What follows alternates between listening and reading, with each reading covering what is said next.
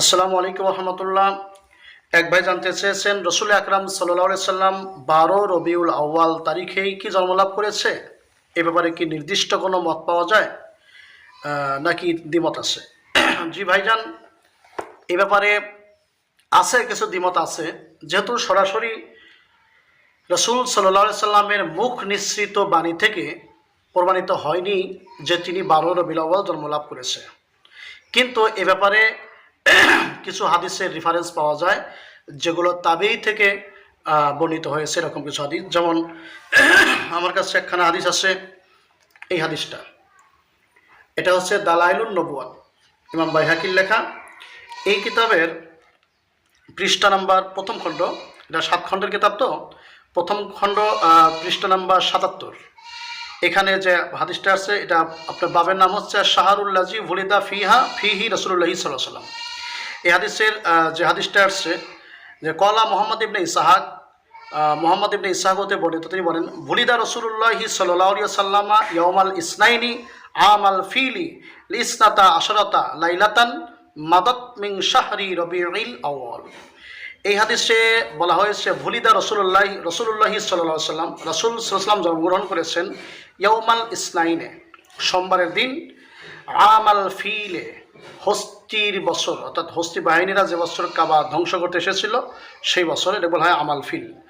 ইসনাতা আশারাতা, 12 তারিখ, লাইলাতান, ইসনাতা আশারাতা লাইলাতান, 12 তারিখ, মাদত, দিন এবং রাত্রি সন্ধিক্ষণ, অর্থাৎ শুভে সাদিকের সময়, মিন শাহরি রবিউল আউয়াল, রবিউল আউয়াল মাসের 12 তারিখে রাসূল সাল্লাল্লাহু আলাইহি ওয়াসাল্লাম সোমবারের দিন, হস্তি বাহিনীর বছর, তিনি জন্মলাভ করেছেন।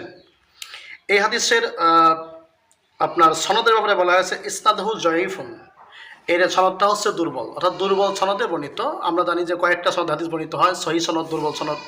তো দুর্বল সনদ হলে এবারও হাদিসটা তো আর জাল নয়, সনদে দুর্বল থাকতে পারে, রাবির কারণে সনদ দুর্বল হয়। সেই হিসাবে আমরা এই হাদিসের ভিত্তিতে বলতে পারি যে রাসূল সাল্লাল্লাহু আলাইহি ওয়াসাল্লাম 12 তারিখেই জন্মলাভ করেছেন। কিন্তু কেউ কেউ বলে থাকেন রাসূল সাল্লাম 12 রবিউল আউয়ালে ইন্তেকাল করেছেন। এই কথাটা সরাসরি প্রমাণ করা যায় না।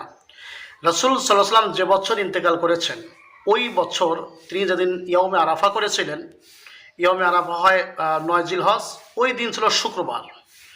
ওই দিন যদি শুক্রবার হয়, আপনি ওই বছরটা আপনি তার ওই মাসটা সহ তার পরের মাস, একবার 29-এ, একবার 30-এ, সব 29-এ বা সব 30-এ, এরকম করে মিল করে দেখেন 12 রবিউল আউয়াল কখনো সোমবার হয় না, অন্যান্য বারে হয়। কিন্তু রাসূল সাল্লাল্লাহু আলাইহি ওয়াসাল্লাম যে সোমবারে তিনি ইন্তেকাল করেছেন, এটা সহিহ হাদিস দ্বারা প্রমাণিত যে রাসূলের আগমন সোমবারে, ইন্তেকাল হয়েছে সোমবারে।